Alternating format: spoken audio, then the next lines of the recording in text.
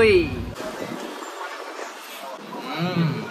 Aku kat Paya Jaras, aku nak test sendiri orang cakap sate Pak Yat ni paling sedap kat sini. Jom kita tengok apa best. Assalamualaikum bang. Salam. Ni ada jual apa bang? Sate Minang Pak Yat. Oh ni sate dia? Ni sate dia bang. Dia kira macam mana bang? Ayam 5 cucuk, satu set RM6 sekali dengan nasi impit. Okey, 5 cucuk RM6. Bagi saya satu set bang.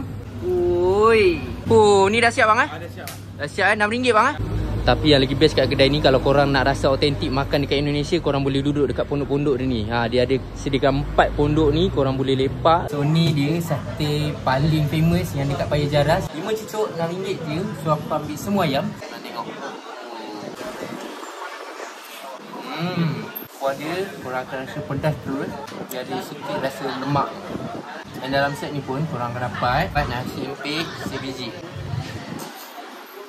Kalau korang nak, korang kena datang sini. Apa-apa pun, kita santai-santai je.